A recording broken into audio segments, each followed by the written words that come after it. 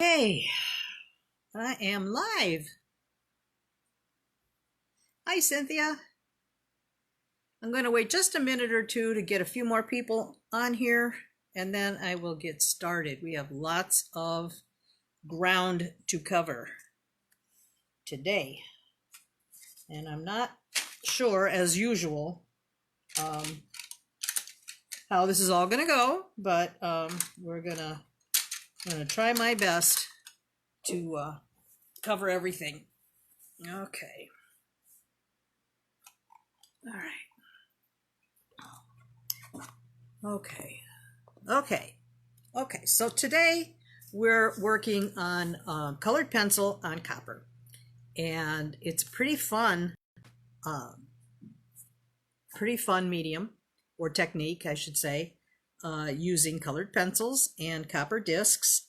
And first, let me say that there are a lot of different methods of applying colored pencil to copper. I have checked out a variety of YouTube videos and a couple of books, and everybody seems to have a little bit different spin on it. So, and not that's not to say one is better than the other necessarily.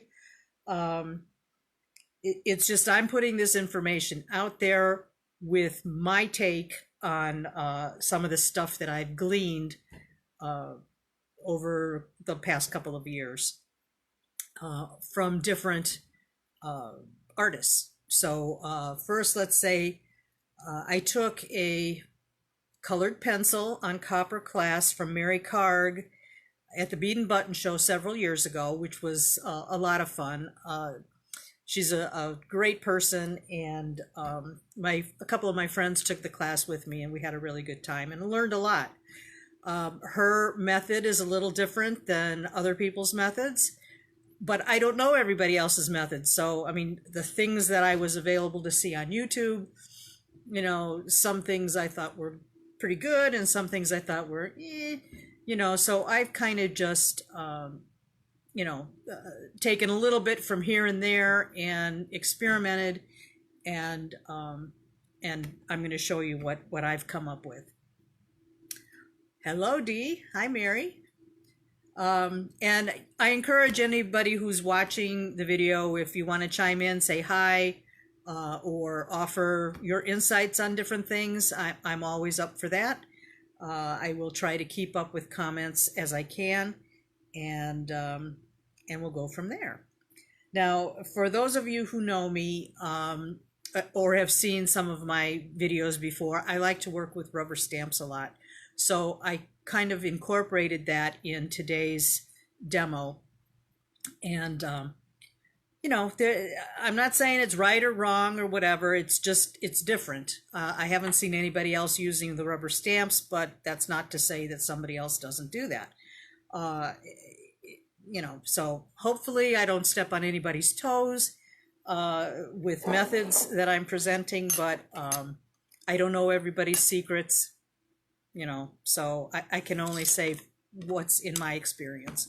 I did talk to Mary Karg about, showing her method.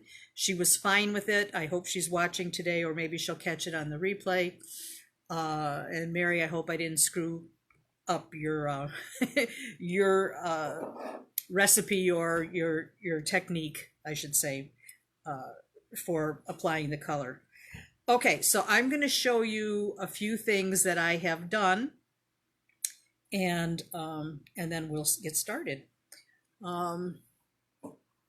Oh, hi, Mary. Hi, Ruth Ann. Hi, Judy. Okay, people are chiming in. All right, so here are some of my examples. I put them on the description, when I posted the advertisement for the demo. So these are a few of them. Truthfully, I can't draw worth a darn, so, and that's why I really like rubber stamps and stencils. Those things help me stay within the lines. So I'm very elementary when it comes to that kind of stuff. I will say this is a rubber stamp here. This is a rubber stamp. This is freehand, rubber stamp, stencil, and freehand with much screwing up. But I got it made, so I'm just not good. I don't think I have a steady enough hand, but anyway, some people just have the knack. I don't naturally, so I just kind of persevere though. Anyway, so some of these pieces are domed, and I'll talk to you about that. I do all my coloring and everything while the pieces are flat, and then I will dome them later, and I'll show you how I do that without disturbing the color. These are all sealed. I have two different methods on here. I have Mary Karg's method, which she uses a green patina, and I'm going to walk you through that. And then I also have gesso, which is an acrylic paint medium. Artists use it, I guess, since I'm not an artist. I believe they put a layer of this on canvases before they paint. Maybe not in all situations, but in some. So this is one of the other product that I am using, and I'll show you that as well. I have a variety of stamps on the table. I'll kind of just shoot down here if you can see that. I've got a few other products. So I've got the gesso, I've got rubber stamps. Let's see here. You can see all that stuff. And I have this fun pencil carousel that I'm going to give the website address. It's a YouTube video that shows how to make this pencil carousel. You can see that. I don't know if I can get that in the frame or not.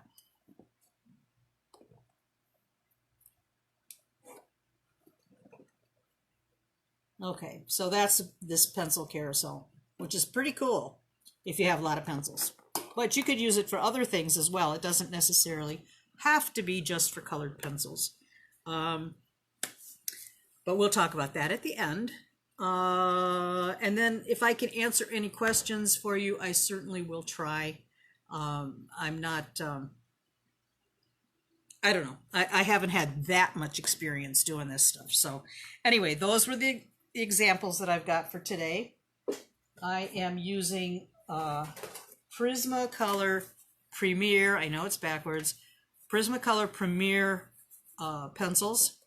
These are the only pencils that I know of that are recommended for coloring on copper. These have a very high wax content, which is very important to lay out the color and have it color evenly. Okay. All right. Hey, Judy. Hi, Patricia. Okay, so colored pencils. This is a set of 24.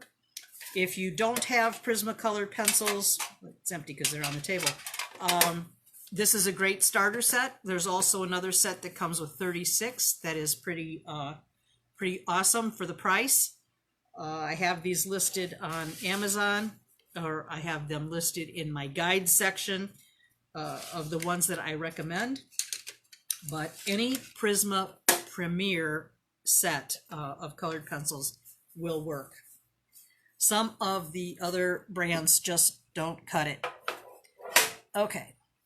Then I also use a product called Workable Fixative on there. And I'll explain that as I use it. And for finishing off, I use this Kamar varnish, but you can use any clear acrylic spray. You can either use it in gloss or matte. That is your preference. I'm going to start off with Mary Karg's method. Oh, let me tell you what else too. If you're going to use the rubber stamp method. Okay, Max. Max was down here. Where is my... Oh, here it is. No, not Max. It's not on Max. It's on me. StazOn ink and rubber stamps. And then also a fine point Sharpie. This is the extra fine point Sharpie. I used to get a different kind, but they no longer make it. I know we went through this a few weeks back when I did a different video, and I was using my industrial strength fine point Sharpie marker, which they no longer make this particular product, but this is its replacement. So so that works pretty well if you want to outline your drawings. Let's see what else. Oh, and there is also a Prismacolor colorless blending pencil. This is a nice thing to have too. It's pretty useful. I have done a fair amount of card making, you know, different things that I've used colored pencils for over the years, and the colorless blending pencil is great, as well as the Gamsol and Turpenoid. These are blending solutions. You can use one or the other. You don't have to have both. But if you buy any of these products, make sure they're odorless, because they really stink bad and they're probably not good to be breathing. But anytime that you use these things, always make sure you have good ventilation, okay? With these, you can apply with a small brush, just a small little brush, or you could use these stumps. These are paper stumps that you can dip inside the Turpenoid or the Gamsol, and you can smooth the waxiness of the pencil and kind of blend the colors in, okay? So you don't have to have all these things. You can have some of the things. But it's nice to kind of play around with different things and see what you like and what works for you, what kind of results you get. Okay, we've got some other people joining us. This is great. Okay. Patricia, Evelyn, Monica, Deb, and Sunny. Hello to all you guys. I'm so happy you're here with me. Just another adventure down the rabbit hole, right? Okay. Okay, so to start off, I'll get some stuff down here. I have taken, oh, I'm not going to use the gesso yet. I'm going to show you Mary Karg's method. And Mary and Roxanne O'Brien both have books on coloring on copper. And they are both members of our group, which is awesome. So let's see here. I hope I do you guys okay. All right, for Mary's method, this is how I learned in her class. And what she did first was she took a burr. This is a tungsten carbide burr. It is a 9933 Dremel bit. It is called a tungsten carbide structured tooth cylinder. So she used this. You put it in the flex shaft, and just scratch up the surface, which this is how it looks. You need to get that surface all roughed up so it gives tooth to the piece, so that the gesso or the patina will stick, and therefore then the pencil will stick.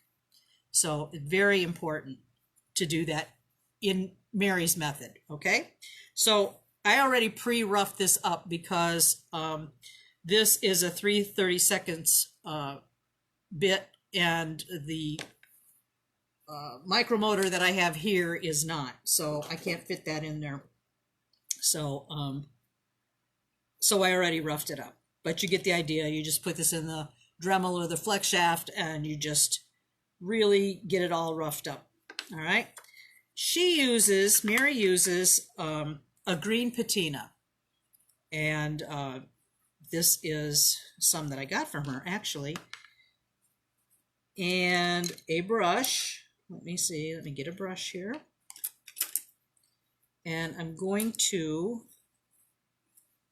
do this one first because this takes a little while for the patina to turn green. Hopefully you guys can see this.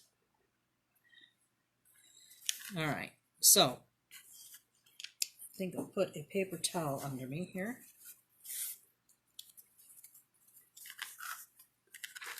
All right, so I've got the patina.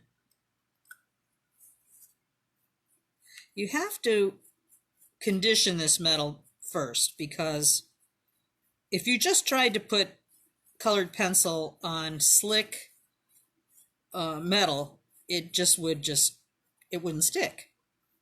So I'm gonna try to work that all in real good, get it all in the little nooks and crannies, and it'll take just a few minutes. You can already see it start to change color.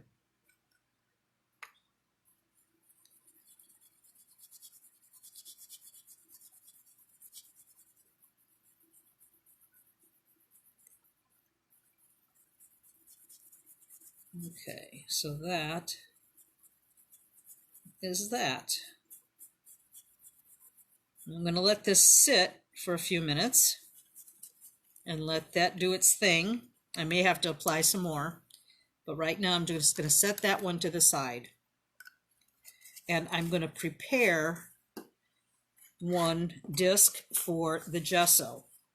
So I'm going to take a clean copper disc here.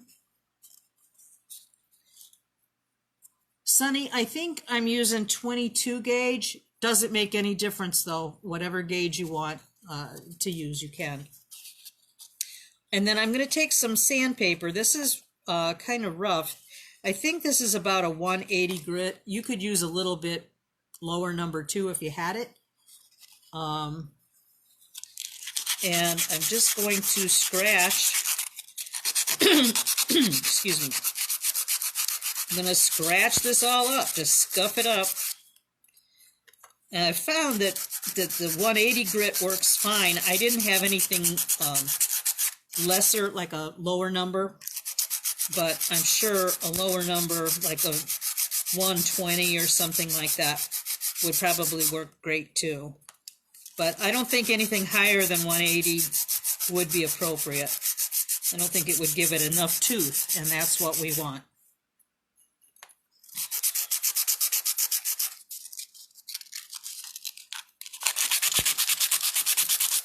You want to make sure that you cover every single bit of the copper with the roughness.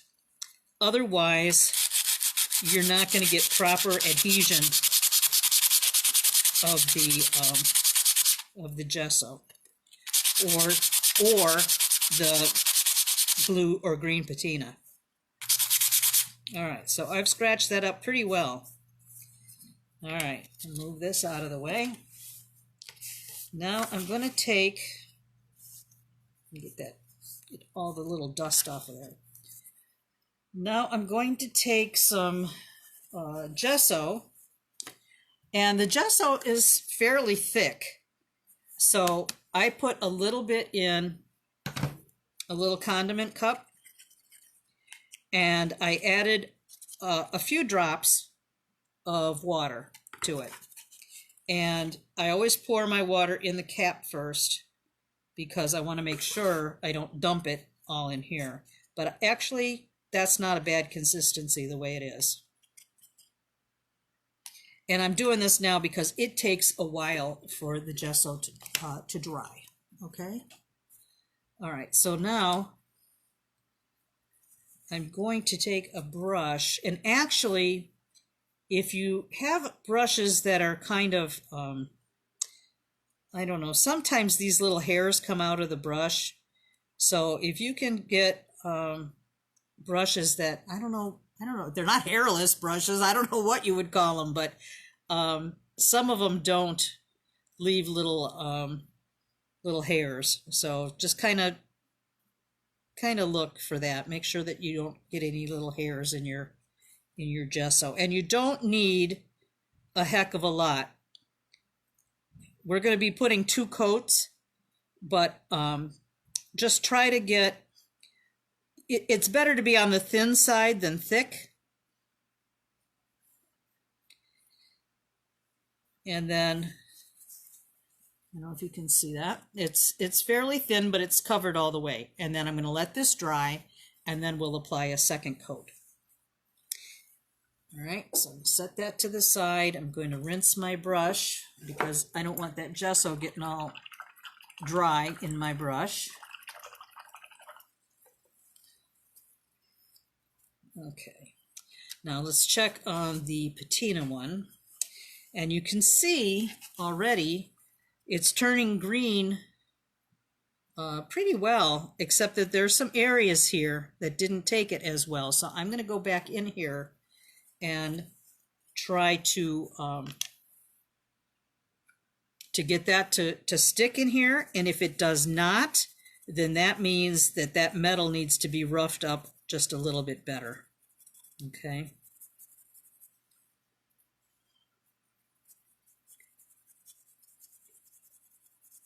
I have a feeling I'm going to be roughing this up again, though.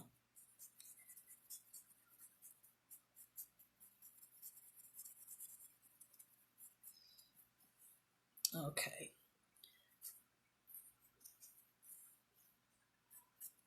Yes, you can, Renee, you can use a heat gun, and I will on here just to show you. But you want to make sure that you're not too hot with it, not too close. That will help dry it out.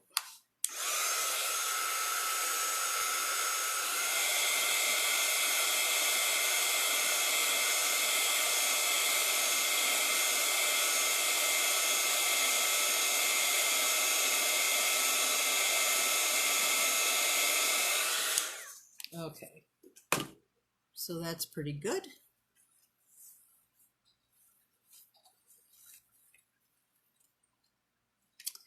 All right.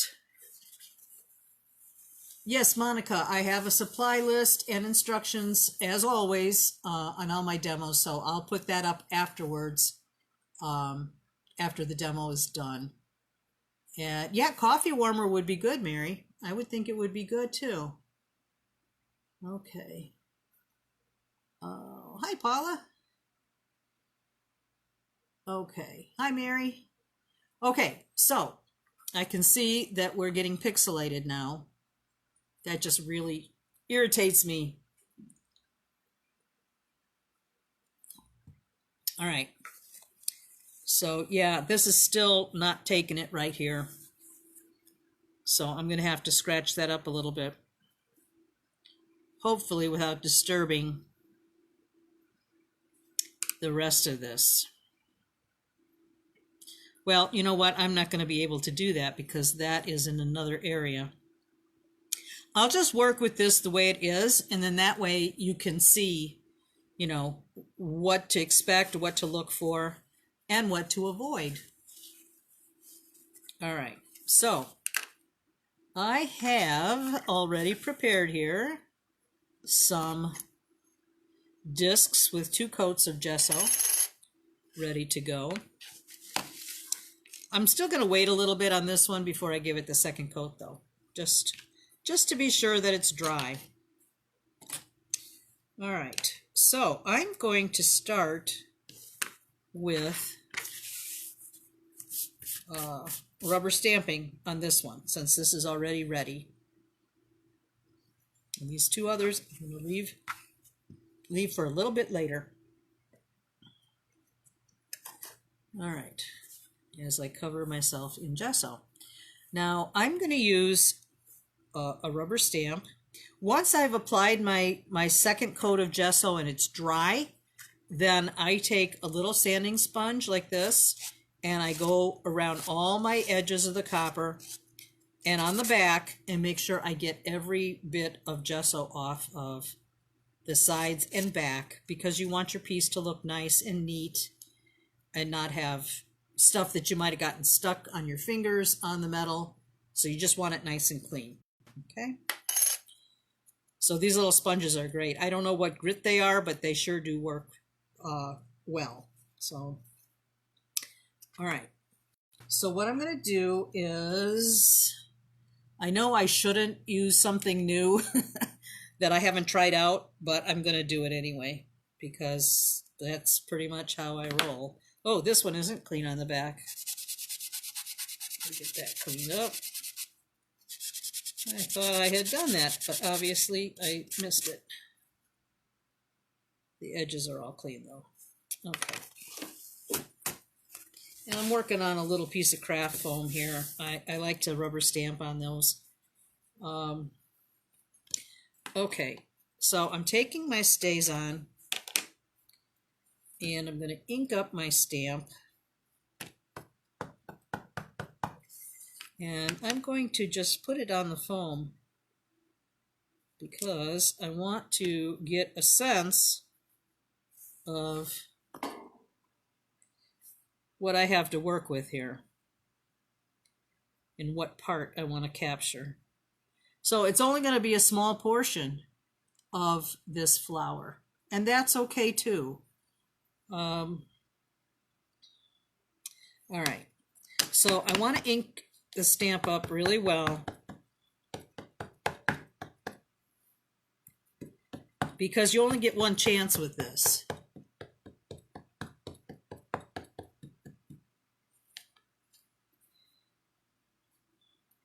All right, so whatever we get, we get.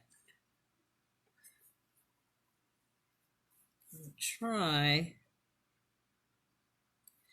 Okay, then when you're stamping, you want to make sure that you don't slide, and the gesso will help not sliding because the metal isn't slick anymore. But I want to press it, and of course it sticks to the stamp, so I just knock that off with my finger, and this is fine. I'm okay with this. This is the impression that I got. I'm going to let that dry a minute.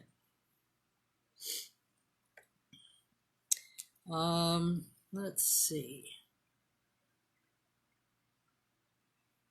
I could also do,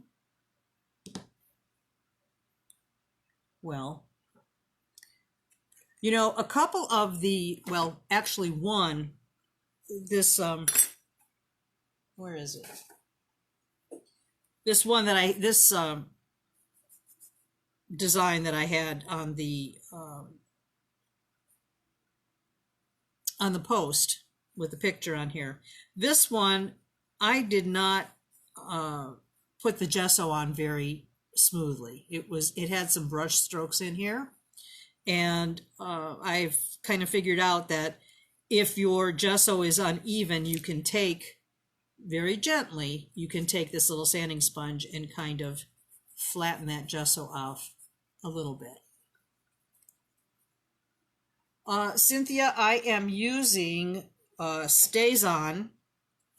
It's a pigment ink that, or solvent ink, whichever.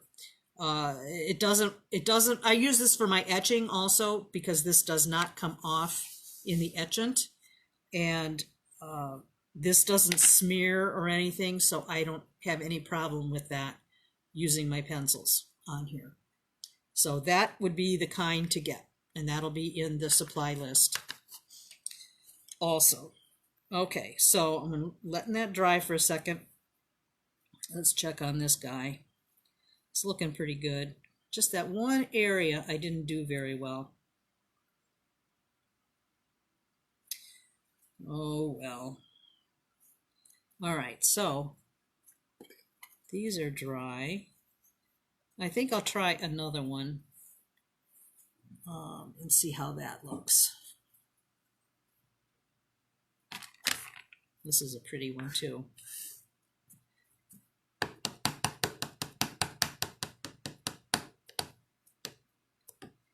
Yeah, StazOn is good stuff, but it's messy. We'll see what I get out of this one. When I do this on metal for etching, I'm stamping on bare metal. So if my imprint didn't come out the way I want, you can wipe it off with alcohol and start over again. With the gesso, you don't have that opportunity. So that's kind of cool. No, Renee, I do the doming afterwards. In most things, you would do it first, but for me, I'm sure people have domed them before, but I can do it afterwards without ruining them. So I'd prefer to do it that way. Okay, so I have these two stamped. I don't know if this is going to help anything or not, but I'm going to see if that'll dry that up a little bit faster. It should. It dries pretty quickly.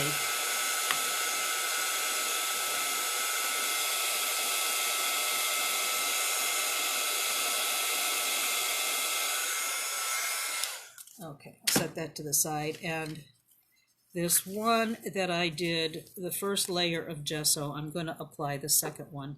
I'm kind of like all over the place. All right, so I'm going to put the second coat on.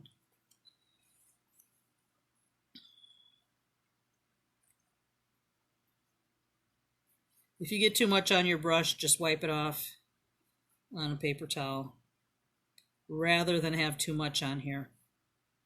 That's really all there is to it. You just put 2 coats on there. 2 coats ought to be plenty, unless you did not get good coverage. Then maybe go for a third, but I really haven't found the need for that. All right, so then I'm just going to set that aside and let that dry.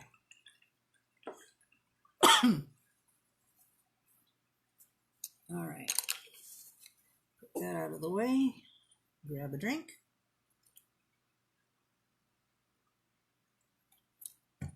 Okay. I've also found this gesso that I mixed up with the water. If you have the little lids for this, you can cover it up or use a piece of that that peel and press and peel. If your edges are clean on the top, you can put a piece of that press and peel over it, and it'll keep it from drying out for a while. I don't know for how long, but for a while. All right, so let's start with this one.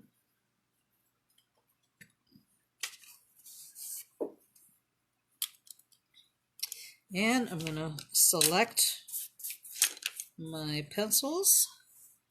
And I think I'm going to try to do the shades of blue that are on the example. However, they may not be exact, but that's okay too. That doesn't really matter. It's just for you to get an idea. I thought those two looked the same. They are. I have several sets of the Prisma pencils, so I guess some of these that are in the 24 pack got mixed up a little bit. That's all right. Oh, let's see here. That's kind of a nice color. And on that one, I think I want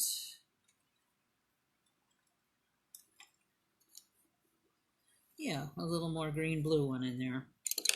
All right, this one needs to be sharpened.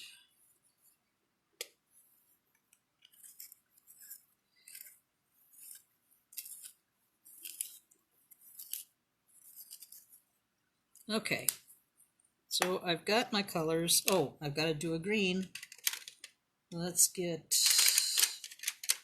a little pale green.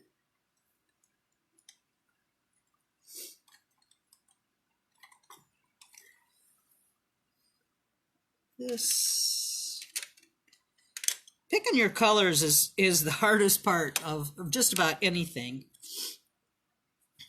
All right, so, oh, well, I don't have much green in here because I've cut off the leaf. Well, I guess I'll start with the leaf.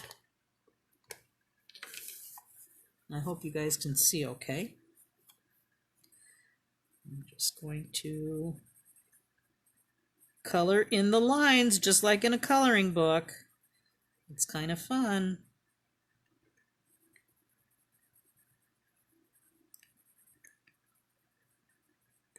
Well, I'll have to pick out a background color too.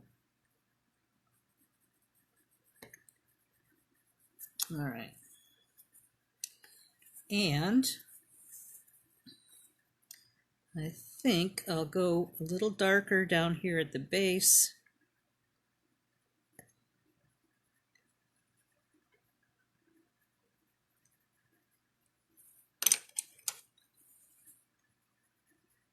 Oh, that's too light.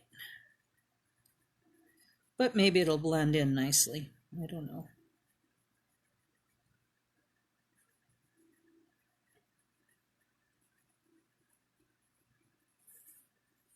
You can take your finger and kind of smooth out the colors a little bit. And you can also use this colorless blending pencil, which will help you move your color around just a little bit. That's still not a great color.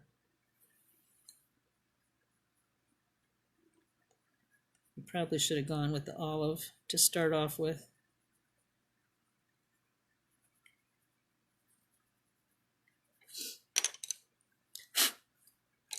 And blow off your crumbs, your little colored pencil crumbs, so that when you're blending, or if you blend with your finger, that you're not pressing those little pencil crumbs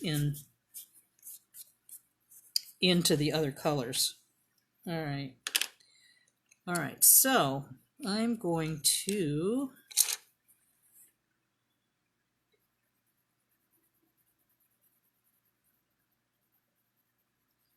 like I said, I'm no artist. There is definitely an art to shading, but I don't have that down. But it's okay. I like to just play. But basically, you start with your darker colors, I guess, towards the bottom, and kind of get lighter as you go up.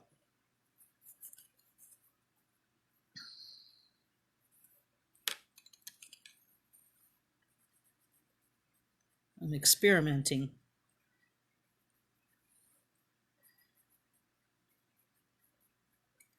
I should have thought this ahead of time of what colors I was going to pick and see if I could match them pretty closely.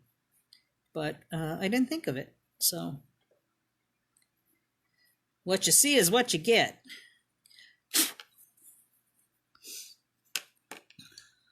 Let's see here.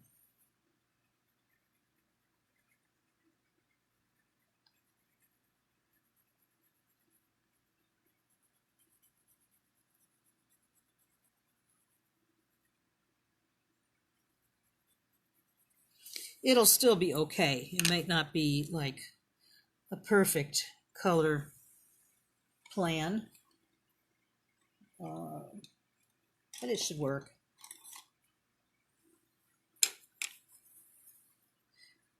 But like I said, I should have tested some of these. I don't know if I like that one. I'll just put a little bit in here. But this is part of the fun of it, is just kind of playing with the colors.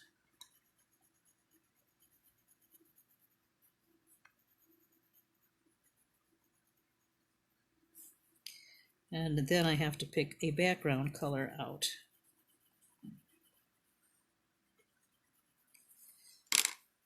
Okay.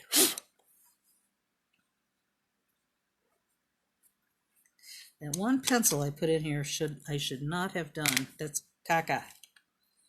Let's see here.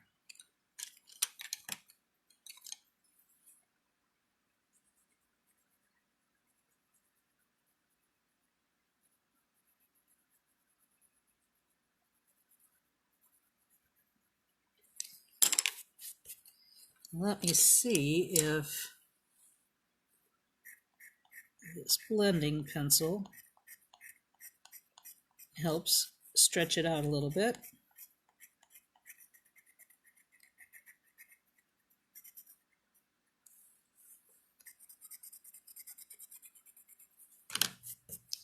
Yeah, I think I'm going to need more of this.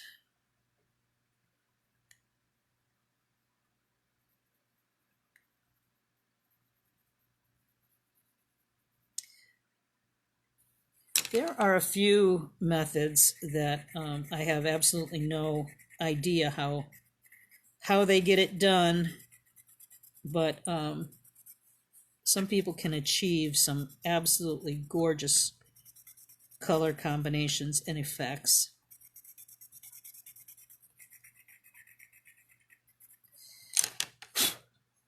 All right, it's moving along. Let's see here. I need to pick a very pale background color, I think. Well, actually, I don't have to. Maybe I should pick something with a little pop to it. I don't know. Dare I? I guess I dare. I'll just put it on lightly. We'll see what happens.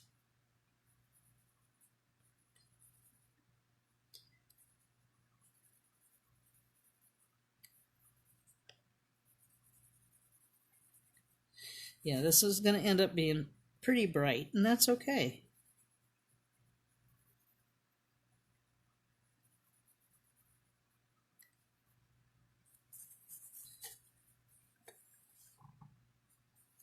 I'm not pressing real hard, Mary. Just kind of an even pressure.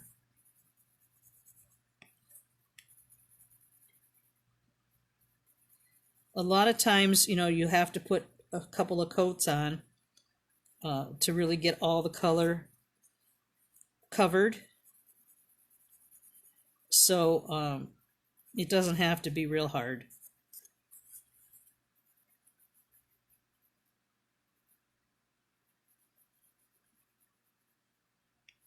But if you have artistic skills and you can draw your own things on here, I mean, I think that's awesome if you can do that.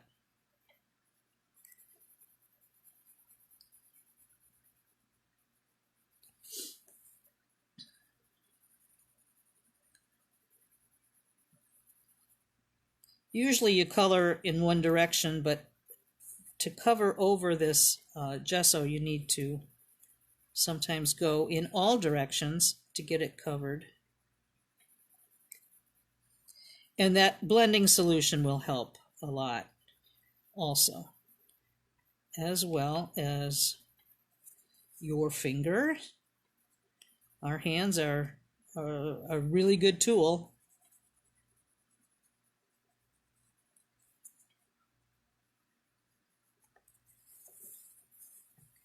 All right,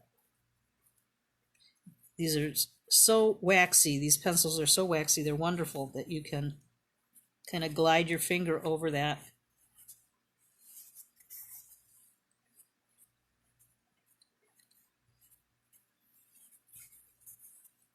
Okay.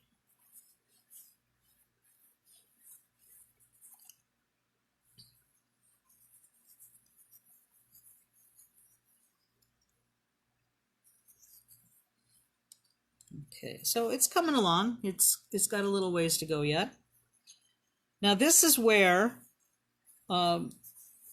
you could add that spray. I'm still a little confused on that myself. I know that it's supposed to help when you can't get enough coverage, or when your pencil doesn't seem to cover anymore, you spray it with that workable fixative and let it dry, and then you give it another go with another round of pencil.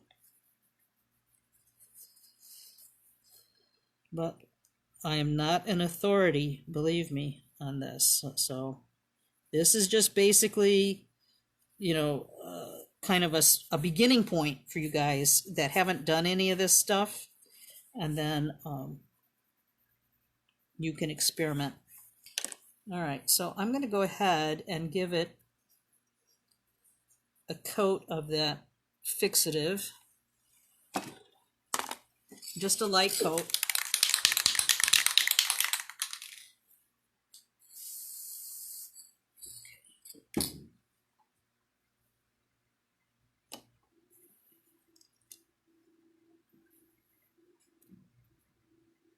Sure, Dawn, you can do it on brass, you can do it on silver, but I wouldn't cover up my silver. But it can be done. Okay. All right, in the meantime, we'll go ahead and we'll look at this. That's got a nice green patina on here. And Mary covers her first coat with white pencil. I don't know what I'm going to do on this yet, because this is basically for more artistically inclined people than myself.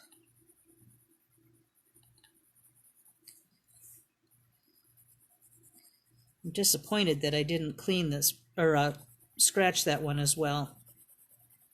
Rough it up, I should say. So I have an area here that's probably not going to accept the pencil very well.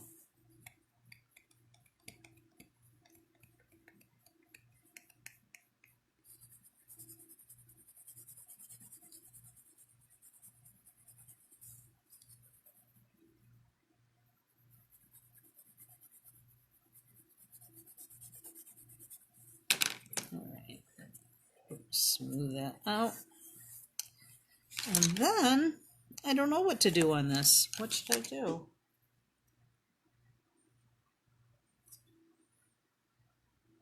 Like I said, I'm not much for drawing.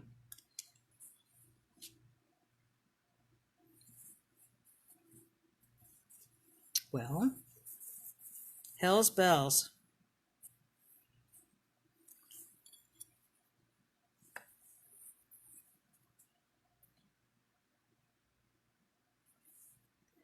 Well, I'm going to just do I'm going to try doing a rubber stamp on it, because I've never done that on the doodle. Okay, let's doodle. All right. Thanks, Don. Let's doodle. All right, there again, we need to cover pictures.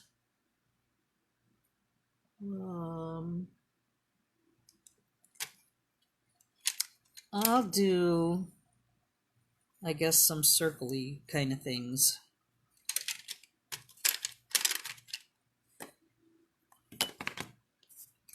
And we'll get back to this guy in a little bit.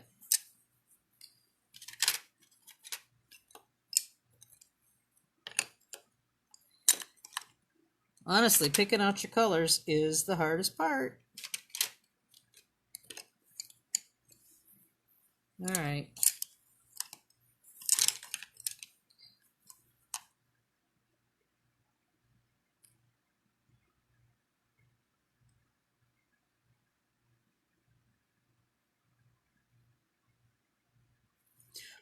The pressure's on.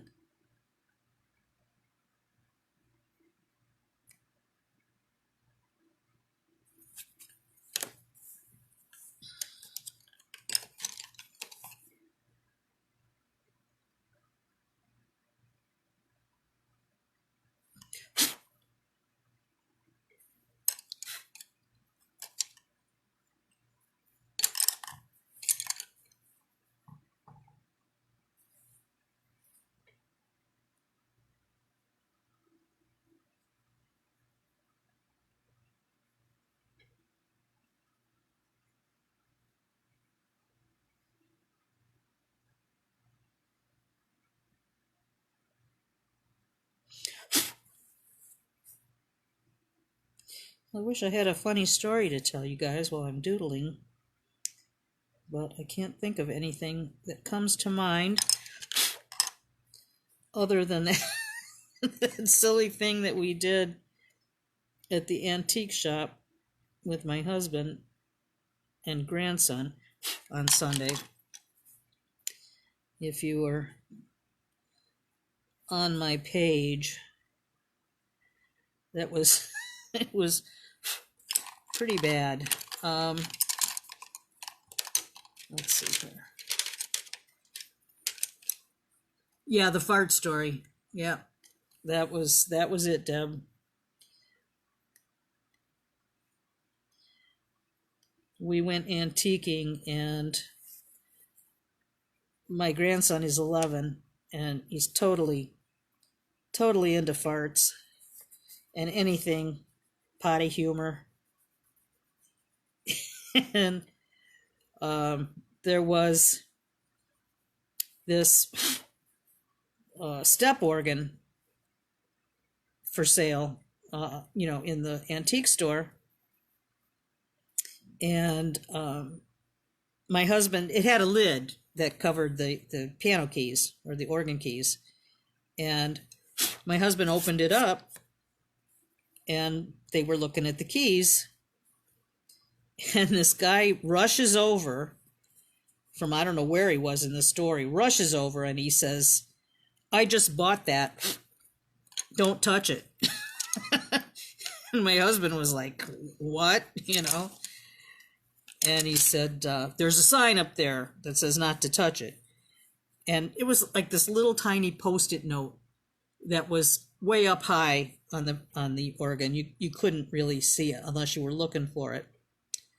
So my husband says, "Well, why don't you post that note where somebody could actually see it, So we moseyed along, but we were like thinking how rude this guy was, I mean, we weren't doing it any harm. It's like, if you don't want anybody to touch it, why don't you just get it out of here? But anyway, a little while later, they were in another section of the store, and this guy that, kind of yells at them was standing nearby, and he ripped one. And my husband was like, "Max, did you do that?" And he says, "No, Grandpa, that was that man." And as soon as the guy farted, he started taking off, And Al, never at a loss for an opportunity, says, "Oh, the old cut and run routine, hey?" And Max just lost it. He was practically rolling on the floor. He thought that was hilarious. And and he's been talking about it ever since. I think Grandpa has become his hero. It was, I guess maybe you had to be there, but it was just pretty funny. But later, when we were walking by, we passed that step organ again, and and I went up to the organ, and I just went like this on the lid. It was like I just had to touch it in defiance, and then Alan and Max both did the same. And we just kind of roared about that the rest of the day. It was pretty funny.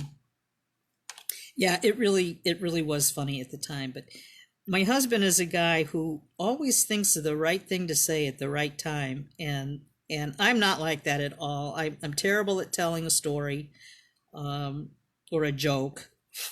I always botch it up somehow. But anyway, he always says the funniest things, and that just tickles Max to death. But I had said that maybe we weren't the best example of grandparents out there. But I think Al and I are both still about 8 years old with our humor. So anyway, so I don't know where I'm going with this, but I'm doing something. I'm doodling something.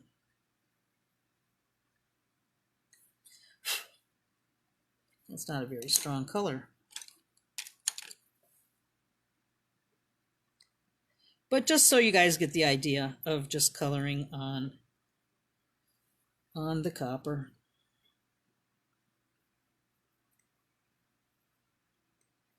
I'm not real good spontaneous wise with ideas. I usually have to think about them for a while.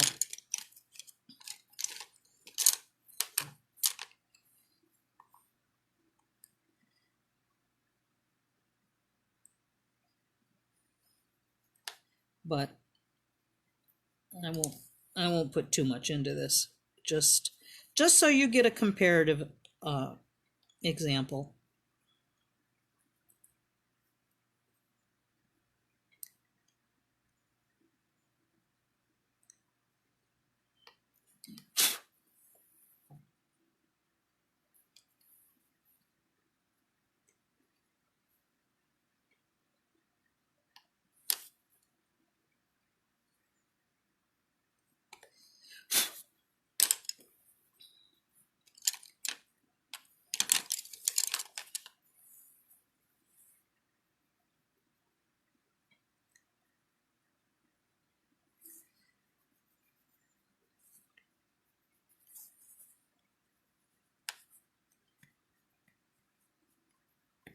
Oddly enough, that area is taking some of the color.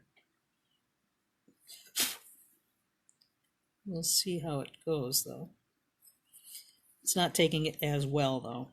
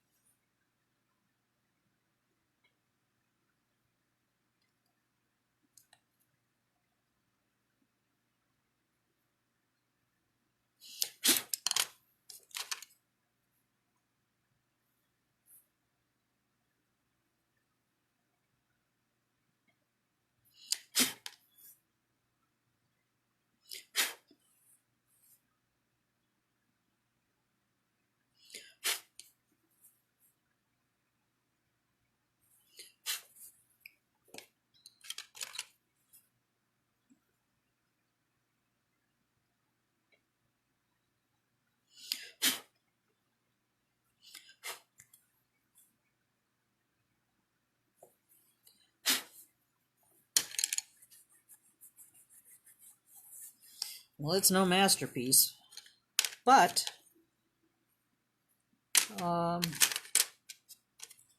it's okay.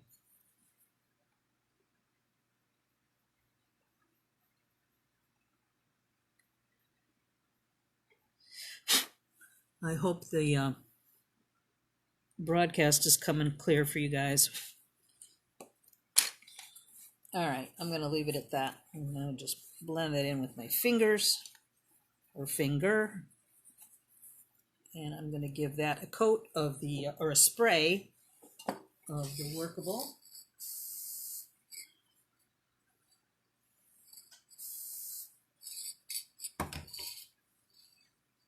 Set that to the side.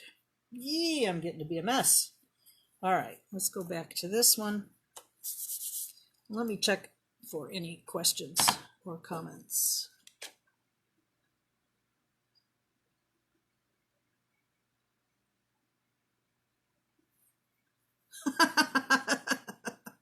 Oh, Deb, you're so funny. Yeah, he knows all about matches and farts. So, but I haven't witnessed anything yet, thank God. That I don't think I would encourage, but I would laugh privately, though. I gotta tell you. Yeah, good old potty humor. I don't think I'll ever outgrow that. I mean, I'm 69 years old and I still laugh at farts. So, you know, what are you gonna do? Okay.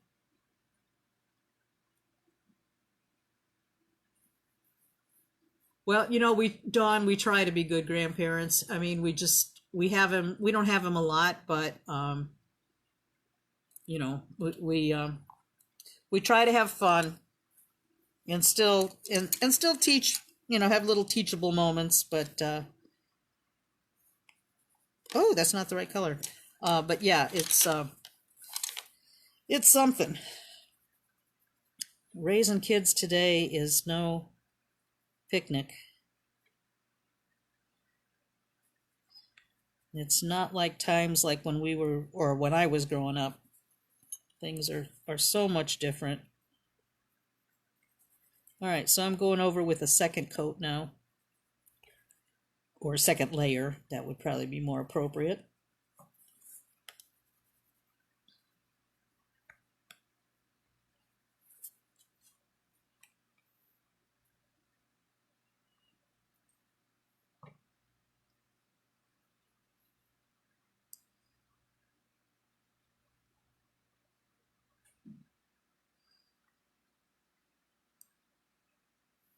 Hey, Nancy, I'm glad you're joining in. I had a lot of fun last week when you were here. Taught me some good gave me some good pointers, and I've made a few more rings during the week.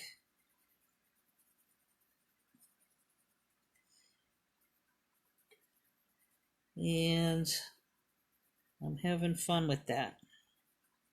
I'll have to have you back sometime. I have to think of something else that we can do together.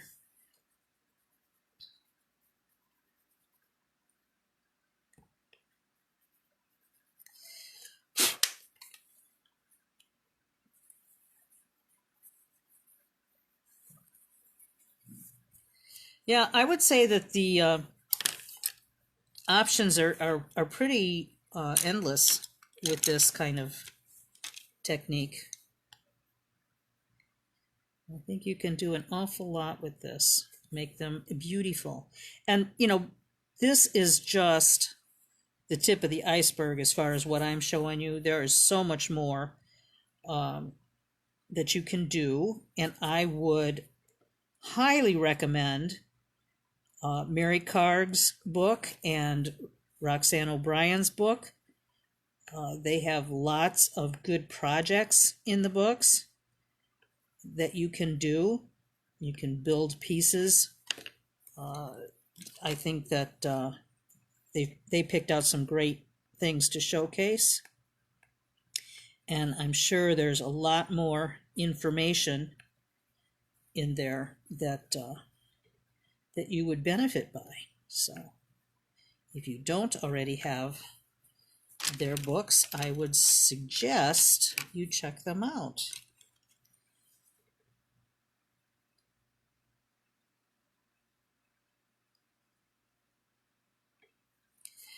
And you know, when you get enough pencil on here that you're satisfied with how it looks, then you're done. As far as with the coloring portion, you can go on to make a piece out of this. You could just keep it simple and put a hanging hole in it or dome it or whatever. It's totally up to you. Now on these black lines, I'm going with the colorless blender over the black lines of the rubber stamp, because coloring over them kind of makes them a little bit hazy, and I want to bring that black color back. So I'm just going over them carefully to reveal that darkness again on there. All right. So now, if you're satisfied with your coloring, which this could actually get more, I can see a little bit of white through this. And some of the finished pieces that I've seen by different artists are so flawless. It is hard to imagine how they were done so well. There are secrets out there that I don't know, but this is a good starting point.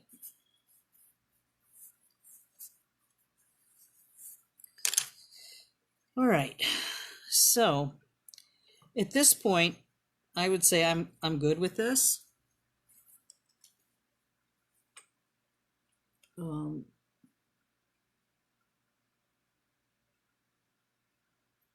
Yeah, Deborah, there are two books that I'm aware of on the colored pencil technique, and one is by Mary Karg, K-A-R-G, and I will have that information in my handouts. And the other one is by Roxanne O'Brien, and I'll post that information. If you would like to get those, you can get them through Amazon. And let's see what else. Yes, Marcia, all my demos are available to replay at any time that you are available to watch them. If you go on the main page of our group page, there, the very first post says about the video archives, and you should be able to open that up and pick out a demo and watch it. There's also another way. Somebody said that they had trouble with the links, and I don't know. I didn't have any trouble with them, but if you guys try them and there's a problem, I need to get that solved. So just help me out by letting me know if you could do it or not. The other way to view them is if you are in the group page. Now everybody's stuff is different, phones are different, but if you go into media, then videos, you should be able to pull up any of the videos, except in that form, all you see are pictures of me or whatever, and it doesn't tell you what video is what. You have to actually click on the picture and then you'll see the title. But if you go in the video archive, it has all that information so that you don't have to go hunting around. Now, some people on their phones, it doesn't say video, it just says photos. And the videos are actually in along with the photos, which is really crappy. So, you have to do a lot more hunt and peck for stuff like that. But, always give me feedback so that I know, if there's anything on my end that I can change to make it easier, just let me know. Okay, so what I'm going to do now is I am going to dome this, and I put just a little piece of, well, no, before I do that, I'm going to cover this with the workable fixative. I want to give that a coat. I should have worn gloves. My hands are getting screwed up. I'll let that dry a few minutes, and I may give it another coat. All right. I'm going to go back to this. And I did not do a background color. I'm looking at this and I'm thinking, what's wrong with this? And that's what's wrong, is that I didn't give it a background.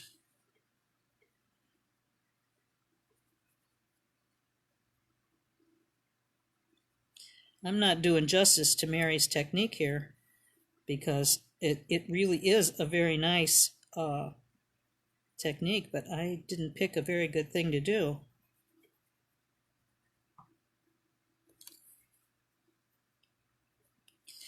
So I apologize, Mary, whenever you see this, that it's much better than this.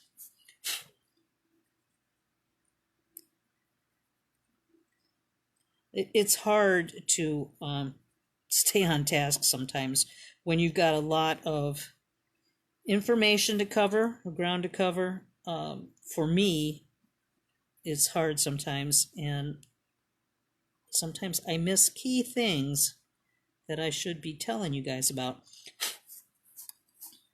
This is much better, putting that on there. Yeah, that one area that I didn't get covered with the patina, and don't let that be a judgment thing on the technique, because this is totally my error, and for lack of time, I'm not redoing it.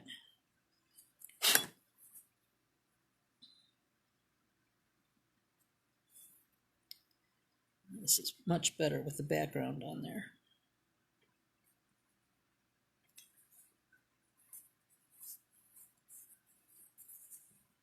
But impromptu is not my jam, I'll tell you. I have to have things planned out, and I have to know that it's going to be successful before I intimidate myself. but I'm game. So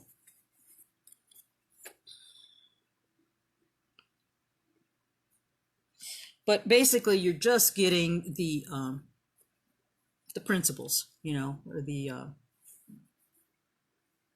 method, and you can do what you will.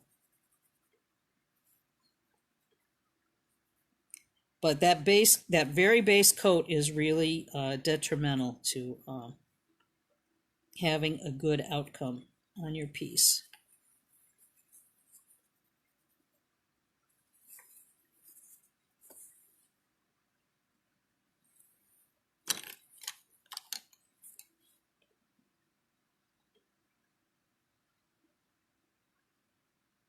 You could sit and futz with this stuff all day long to get it to look perfect, and sometimes that just doesn't happen.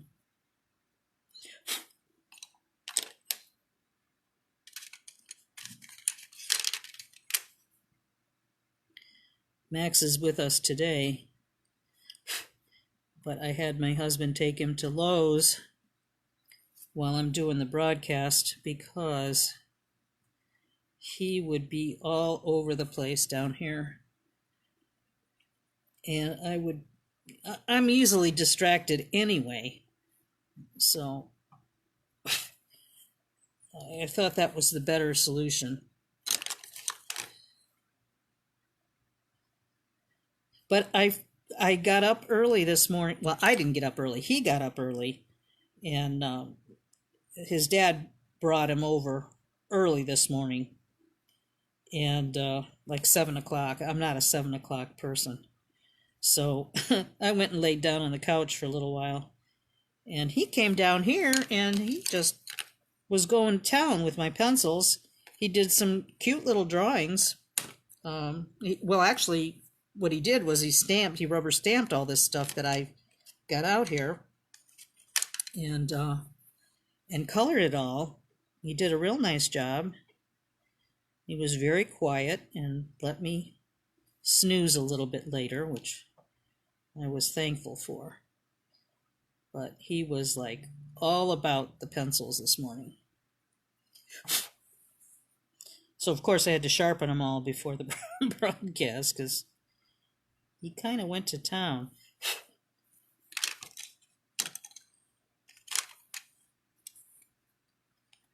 All right.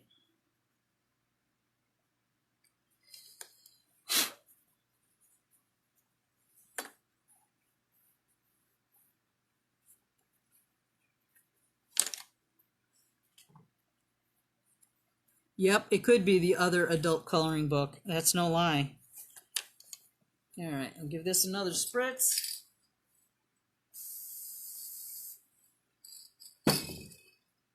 And let that dry. Eek, I'm covered in it.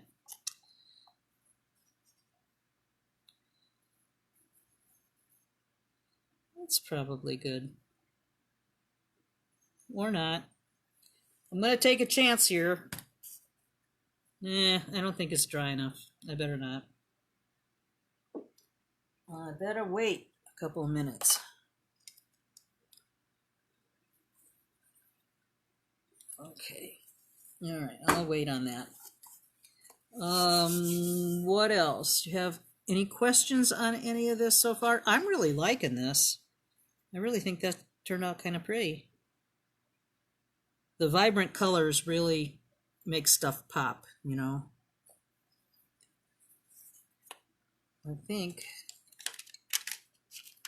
well, you don't want to watch me keep coloring, I don't think.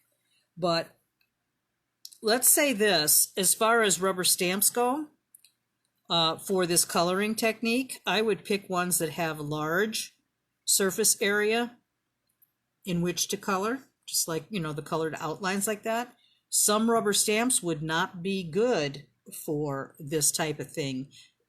Designs that are very tight and close, those would be hard to distinguish all the separate colors, you know, in that. I don't know how to explain that. It's just better to keep stamps that have large areas that you can color, put it that way. Okay. This sunflower, that was totally doable, but it took a little bit more care, you know, as far as when you're blending your colors. But what I did with this is I rubber stamped the image. Here is an example. I stamped the image on the gesso, but I didn't get a precise stamping. You know, the edges, there's some missing on here on the black. But what I went, and I did the same thing on here. So I went ahead and I colored it. I did all the pencil coloring in there. But then when I was done, I went over it with my Sharpie marker and filled in the little dots, because some of the dots get kind of muddied up, you know, with the colored pencil over it.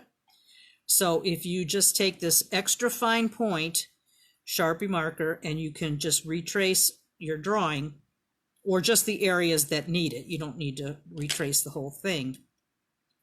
Let it dry thoroughly and then give it a coat or two of the workable fixative to set that. And then once that's set, then you can go ahead and spray over it with your acrylic spray. Otherwise, if you don't do that, I found that some of the black can bleed. Excuse me. As in this one. This is still okay, but it's not great. If you can see the difference where there is some bleeding in the black over here, the lines got wider, hence bleeding. I had not sprayed this with the workable fixative after I did the Sharpie marker. Okay, so just as a precaution, I would give it 2 coats of the workable fixative before I put the varnish on there. Now you can also blend, like I had mentioned before, you could blend the colors, and I didn't do that on here. I forgot to do that. You can use the excuse me, sippy time.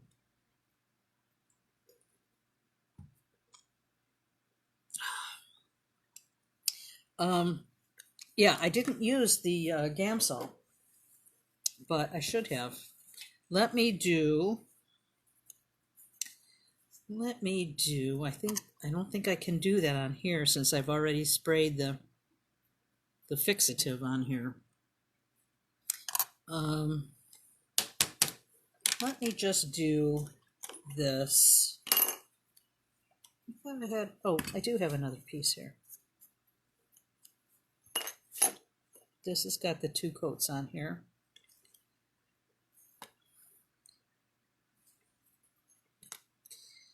All right.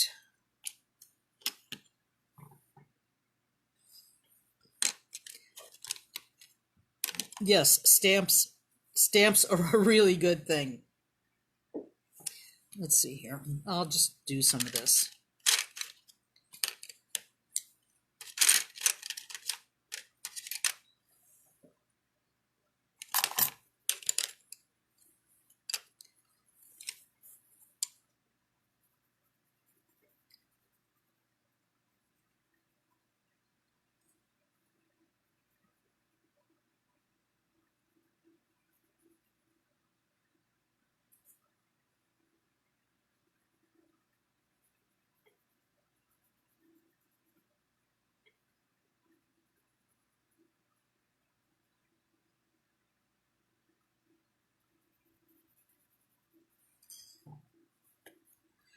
The brand of stamps these are Hero Arts. So you can go to heroarts.com. But the thing with stamps is they don't always have them available. You know, some of the older stamps, I don't know if they retire them or what they do, but they're not always available. So the only thing I could suggest is look at what they do have, and if you can't find the ones excuse me, that you're looking for, you can maybe go on eBay or Etsy and see if somebody has them still available. I have found things that way that were not out of print, but sort of, you know what I mean. They aren't making them anymore. So I have found some things it just bombed out, but you know, some things you get lucky with. So I would suggest that. But Hero Arts has a lot of good stamps. And if you do etching, you get double duty out of them. If you do etching or card making or whatever, they're pretty multifunctional. I have gotten a lot of use out of my stamps over the years. And it gives you just more choices if you can't draw. It gives you tons of choices. Now, the other thing I was thinking about this morning, but it was too late. I was thinking I don't really have much in the way of stencils, large size stencils like this. I have the small enameling stencils, but they would be too tiny to actually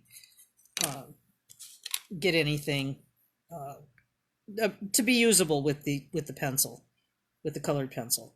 So I was thinking with my Silhouette machine, I could make my own stencils and make them whatever size I want for the colored pencils then. I think that would be kind of a neat thing. Let's see here. Oh, with all these pencils, I still don't have everything that I want. What a pity. Okay. Well, let's go in here. I'm not going to go too far with this, but just enough to cover the gesso so I can go back and color over it if I want to do that too.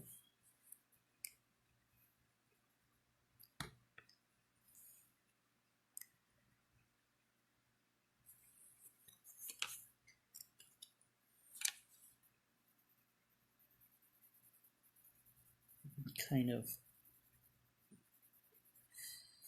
not sticking to the rules of gradiating color, but that's okay. Just trying to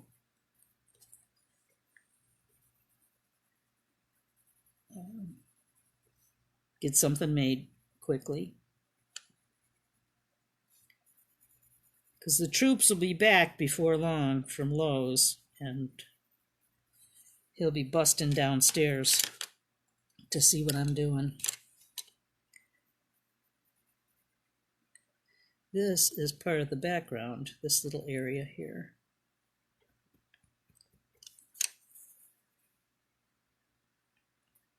But I like the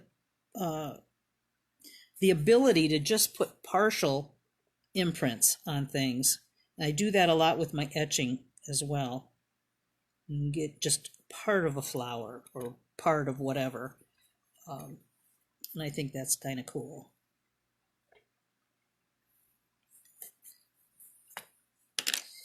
All right.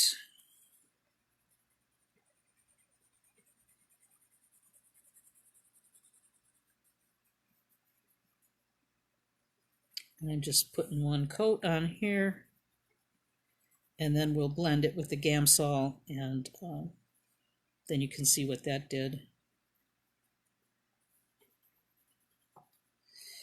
Now I want that colorless blender too. Where is that? That looks like a regular pencil.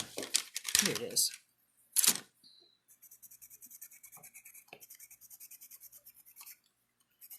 You know, if you don't want to work with chemicals or whatever, you can just get by, I think, with one of these color blending pencils too.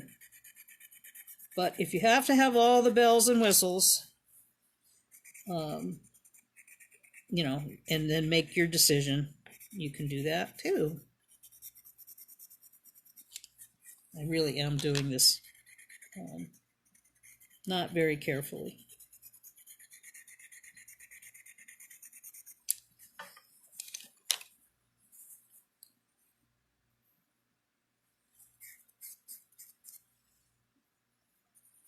I wiped off the tip before I go to a different color on there. Now see, some of this purple kind of came off, and that's, well, I'll just do the Gamsol right now. All right, where are you? Here you are. Okay, so this I'm going to use a very small brush.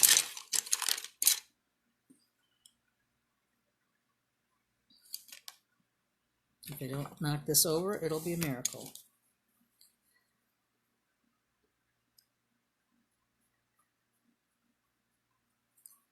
This kind of blends it, kind of pulls the colors a little bit.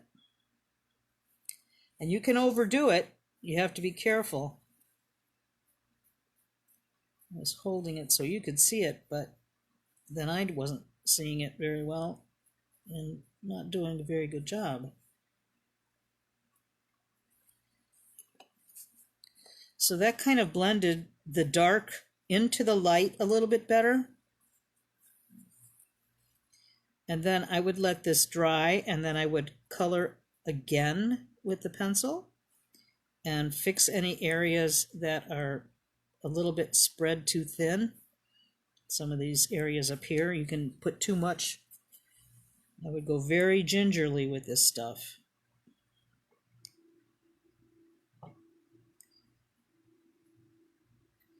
But with a little bit of playing, you can make something very pretty.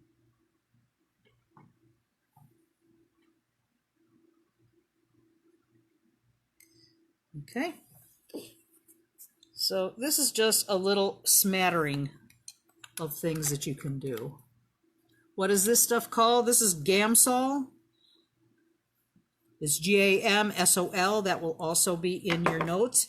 There is also terpenoid, odorless terpenoid. It's a turpentine substitute that thins out the metal as well.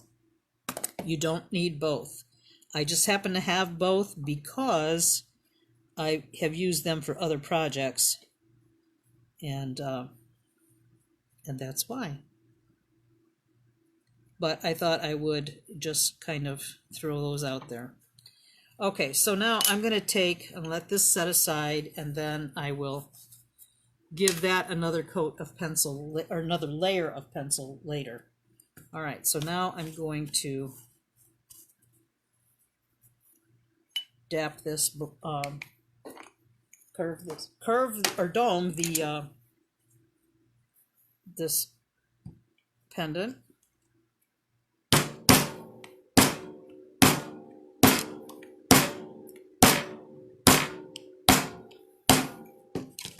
Just kind of go all the way around. It did not hurt the color at all, but they do have one area that needs a little bit more. Okay, so that just kind of protects the paint from that wood on there.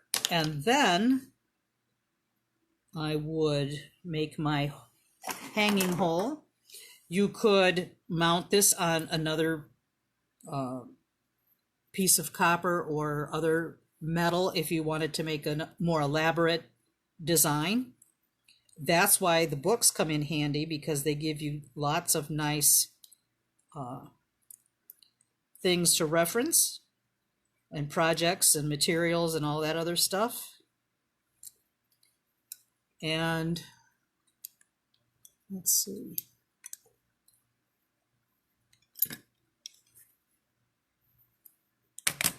Made my hanging hole right there. And then I will give it a coat of this Camar varnish. This one is shiny, or you could use a matte sealer, whatever is your preference. I kind of like shiny as opposed to matte, but that's totally your preference, your choice.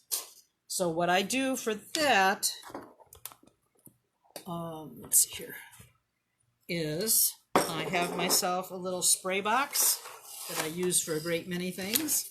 It's just an old Coke box. And I have a piece of cardboard in here. And I put my piece on a couple of craft sticks.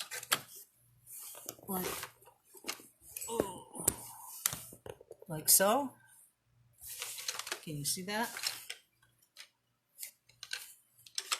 And, you know, it would be best to spray this outdoors. But I'm going to just spray it here. But if you have the opportunity to do it outside, I would go for that. Because it stays.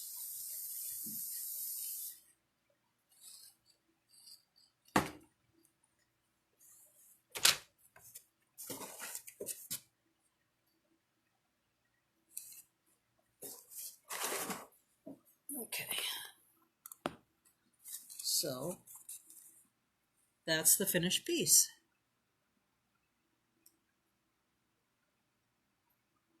Like I said, you know, if you prefer the matte, that's totally up to you. But I'm happy with this. I think that looks pretty nice. Okay. All right. So let's see here.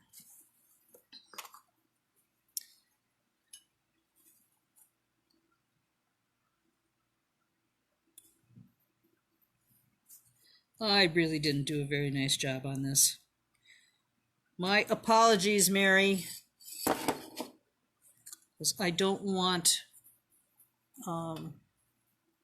bad opinions of things. I'm going to try the Gamsol on here, but I'm not sure if that's going to help or hurt, since this isn't. Yeah, I think after I sprayed it with the fixative, maybe that's not a good thing. And I haven't, yeah, it's not blending at all because I sprayed that stuff on it. But you know, there's lessons to be learned in all of this stuff. You think it looks like Picasso, Mary? Kind of does. Kind of off the wall. Okay. All right, so any other questions about this? Because I think this is pretty much going to cover what I intended.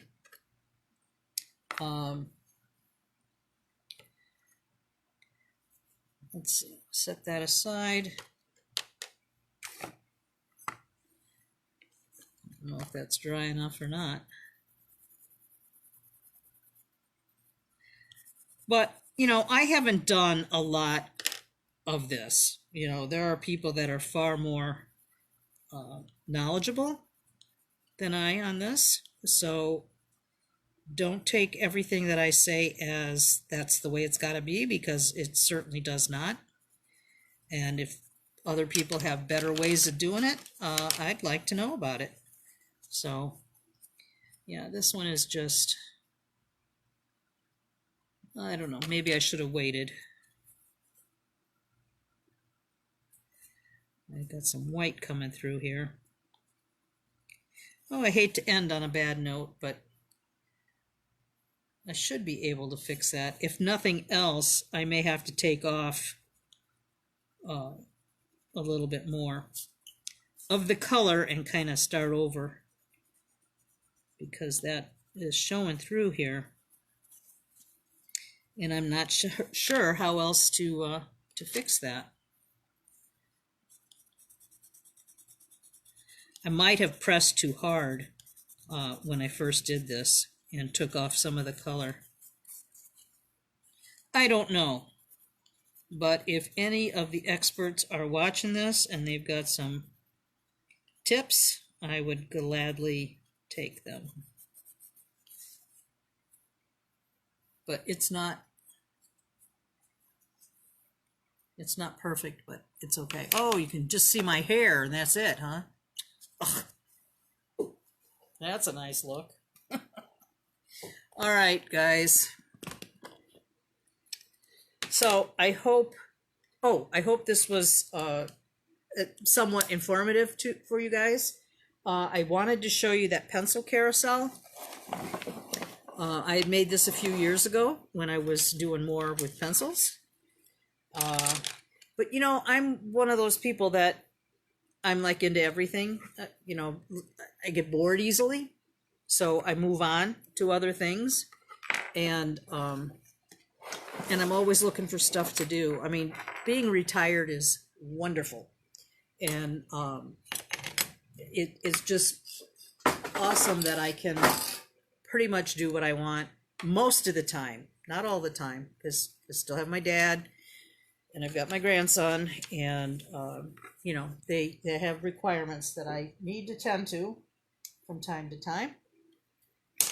But pretty much when I don't have them, then I can kind of play with what I want.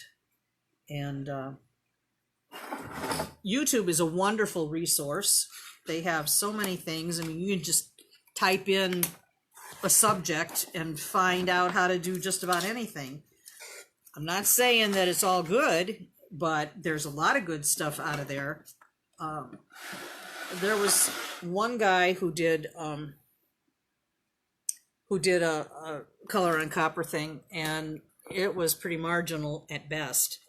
So you know, so I can't say that you know, everything that you see is going to be good or worthy or the right way to do it. So all right, so let me move this thing here. This was kind of a fun project. This is the coloring pencil carousel, but I think you could probably use it for other things as well. This I put, it basically has an extra bottom that I put on there just to help it turn a little bit better, because this is pretty heavy just by itself. But basically, I do have a few pencils. The ones that I have here on the top, these are watercolor pencils, so that's a whole nother ball game. And then the ones around here are the Prisma pencils. So, but this consists of PVC pipe that comes already cut in these inches. In these, I think they're like 2.5 inches, maybe. But the link that I'm putting in the handout has all the proper materials that you need to buy. But you can get these at the home improvement stores. They're for plumbing, but you can use them for a lot of other things. I bought a turntable, one of those Lazy Susan Rubbermaid turntables, and these PVC pipe things, and a piece of foam core board, because you need to lift it up in the center to raise it so that you can have a second layer. I don't know if you can see that here. There's a second layer here. Okay, so and then some E6000 is all you need as far as the glue goes to put it all together. I did it fairly quickly. Didn't take a whole lot of time, but the foam core board, I think I had to hunt for that a little bit, but I think I found it at Home Depot. It's about this thick, and I think I bought a sheet of it. I don't know, maybe it was 3 feet or something, 3 by 3 or something, and cut those into rounds, and it's pretty handy. But like I said, I put it on top of an additional turntable just to help it turn a little bit better because of the weight of all the pencils. This helps it spin a whole lot better. So if that's something that appeals to you, I mean, don't get anything out of doing any of these things. I'm just kind of passing my addictions on to you, and you can do whatever you want with them. So, but it might be useful for something else too, but who knows? Okay, so I think that'll do it. If you have any questions or comments or whatever, put them in the group page, and I will try to address them next week. I'm pretty sure this is what I'm going to be doing. I think I'm going to be doing buttons. Let me see here. I was playing around with some buttons, and I think that's what we're going to do.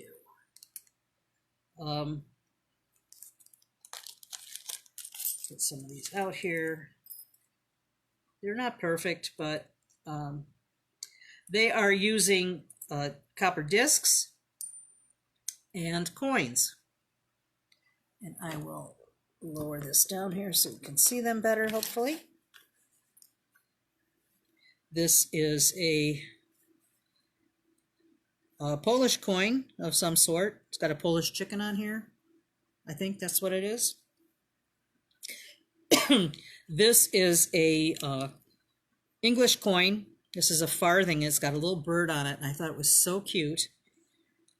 Just to make a shank button with these. So we're going to make 2 hole buttons and shank buttons out of this one.